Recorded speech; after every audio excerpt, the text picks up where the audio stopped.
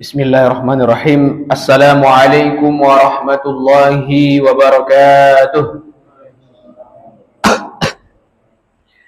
Alhamdulillahilladzi hamdan katsiran thayyiban mubarakan fihi. Asyhadu an la ilaha illallah wa asyhadu anna Muhammadan 'abduhu wa rasuluh alladzi la nabiyya ba'da amma ba'du. Allahumma shalli ala Muhammad wa ala ali Muhammad. Jamaah Masjid Al-Faruq yang dirahmati Allah Subhanahu wa taala, marilah kita senantiasa bersyukur kepada Allah Subhanahu wa taala yang masih memberikan kepada kita nikmat kesehatan, nikmat kesempatan, nikmat iman dan nikmat Islam. Nikmat yang tidak semua orang dapat merasakannya.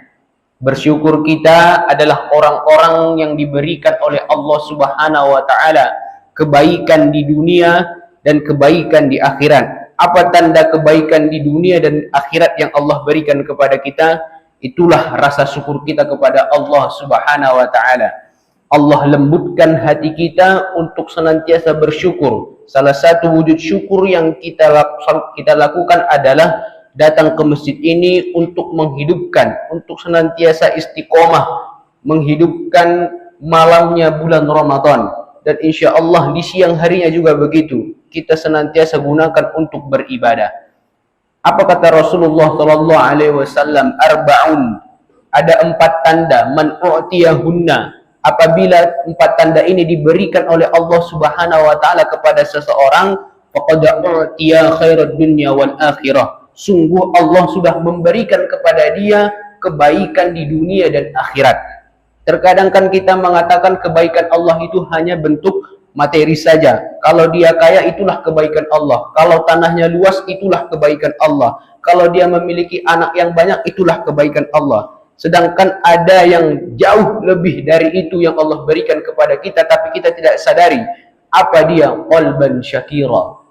Hati yang dilembutkan oleh Allah Subhanahu wa taala untuk senantiasa bersyukur kepada Allah Subhanahu wa taala.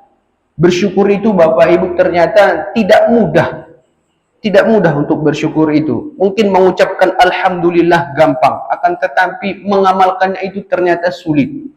Ada teman saya Bapak Ibu, dia itu orang yang pengangguran di Jogja, datang dari Medan ke sini untuk mencari ilmu-ilmu agama, lebih mendekatkan diri kepada Allah Subhanahu wa taala. Hanya itu tujuannya. Kemudian setelah 1 tahun lamanya berada di Jogja, terbesitlah dalam hatinya, masa saya masih meminta kepada orang tua di kampung sementara saya di sini tidak ada pekerjaan. Kemudian dia mencari-cari pekerjaan. Alhamdulillah dia mendapat pekerjaan di Preksu, Pak. Preksu, Bu. Preksu itu geprek dan susu. Nah, mungkin Bapak Ibu tahu. Nah, dia kerjaannya hanya mengulek sambal. Ngulek sambal. Katanya itu gajinya 1.400.000. Akan tetapi baru sehari masuk, besoknya sudah langsung keluar. Bukan dikeluarkan oleh bosnya, tidak. Akan tetapi minta keluar sendiri. Kenapa? Dia bilang, ternyata ketika menggeprek, mengulek sambal itu tangan saya panas ya. Tangan saya pedas ya. Hanya karena tangannya pedas dia keluar dari situ, Pak. Lalu saya bilang, kenapa tidak bersyukur sudah Allah berikan itu? Wah, saya ingin cari yang lebih besar lagi begitu. Ternyata untuk bersyukur, mensyukuri yang sedikit itu susah, Pak. Susah, Bu. Benarlah kata Rasulullah SAW, jangan berharap kalau dalam bentuk yang kecil saja yang Allah berikan kepada kita, tidak bisa kita mensyukurinya. Jangan berharap ketika Allah berikan dalam bentuk yang besar, kita bisa mensyukurinya. Jangan berharap. Maka kita mulai dari hal-hal yang terkecil, mensyukuri nikmat Allah Subhanahu wa ta'ala. Alhamdulillah, Bapak Ibu yang dirahmati Allah Subhanahu wa ta'ala, malam hari ini kita sudah bertemu dengan bulan Ramadan, malam yang ke-22. Artinya kita sudah berada di 10 terakhir bulan Ramadan. Adakah kita orang-orang yang sudah merasakan manisnya beribadah dari awal bulan Ramadan sampai malam ke-22 ini? Sudah merasakan manisnya, Pak? Atau masih sama saja? Dari awal Ramadan sampai sekarang masih sama saja, Pak? Masih sama saja. Nah, padahal bulan Ramadan itu Allah datangkan kepada kita tujuannya agar meningkatkan ibadah. Agar kita mencari ampunan Allah Subhanahu wa taala. Itu yang kita inginkan.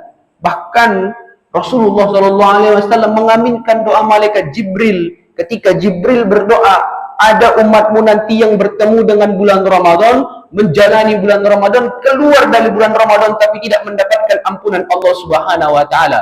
Maka merekalah orang yang celaka. Apa kata Rasulullah? Amin. Diaminkan oleh Rasulullah SAW. Adakah kita orang yang sudah mendapatkan keberkahan di bulan Ramadan sampai malam ke-22 ini? Atau masih sama saja kita merasakan beribadah, tidak ada bertambah manisnya, bertambah giatnya? Adakah kita orang yang sudah banyak memanjatkan doa kepada Allah Subhanahu wa taala agar senantiasa diampuni dosa-dosanya oleh Allah Subhanahu wa taala? Maka dari itu Bapak Ibu yang dirahmati Allah Subhanahu wa taala, perlu bagi kita ini untuk muhasabah diri. Apalagi kita sudah bertemu dengan 10 hari terakhir bulan Ramadan, di mana Rasulullah mencontohkan menjadi sunnah bagi kita. Bukannya kita malah meninggalkan bulan Ramadan, akan tetapi kita harus justru lebih meningkatkan amalan di akhir-akhir bulan Ramadan ini. Itulah yang dicontohkan oleh Rasulullah SAW. Akan tetapi apa yang terjadi Bapak Ibu? Yang terjadi fenomena 10 terakhir bulan Ramadan, bukannya banyak orang semakin meningkatkan kualitas ibadahnya, kuantitas ketakwaannya kepada Allah Subhanahu wa taala, akan tetapi orang lebih disibukkan dengan dunianya. Ibu-ibu sibuk dengan kue lebarannya. Betul tidak, Bu? Betul jadi. Orang tua disibukkan dengan berburu diskon baju lebaran anaknya. Melihat tanggal-tanggal yang pas di mana market-market memberikan diskon. Ketika datang diskon itu ditinggalkan masjidnya, lebih memilih untuk pergi ke pasar, lebih memilih untuk pergi ke mall untuk mencari baju lebaran. Itulah fenomena 10 terakhir bulan Ramadan. Bukannya meningkatkan kualitas ibadah, akan tetapi mencari urusan dunianya. Apalagi yang terjadi di 10 terakhir bulan Ramadan? Pemuda-pemudi masjid, remaja-remaja masjid itu lebih difokuskan untuk ikut lomba takbir keliling daripada ikut meramaikan masjid. Ketika sholat isya, sholat tarawih, mereka tidak ada di masjid. Tetapi selesai sholat tarawih, ramai masjidnya. Ternyata semangatnya untuk mengikuti perlombaan takbir keliling. Setahu saya, Kecamatan Pakem nanti akan melaksanakan juga. Apalagi di Kaliurang, luar biasa semangatnya Pak Ibu. Itu pemudanya nggak ada yang di masjid. Kami hanya beberapa orang saja, satu saf tidak sampai. Selesai sholat tarawih, Masya Allah, pemuda-pemudinya ramai sekali. Semangatnya mengambil drum itu, mukul-mukulin. Untuk apa? Itu ikut lomba takbir keliling. Itu yang dipersiapkan. Padahal itu bukan yang dicontohkan oleh Rasulullah SAW. Yang dicontohkan oleh Rasulullah SAW mengencangkan ibadah kita, meningkatkan ibadah kita di 10 terakhir bulan Ramadan ini. Kenapa? Karena Rasulullah SAW bersabda, innamal a'malu bil khawatim. Sesungguhnya amal itu tergantung pada akhirnya Bapak Ibu. Amal itu semuanya tergantung pada akhirnya. Kenapa ada su'ul khotimah? Pernah dengar su'ul khotimah Pak? Pernah aja? Pernah dengar husnul khotimah? Pasti pernah. Kenapa ada husnul khotimah dan su'ul khotimah?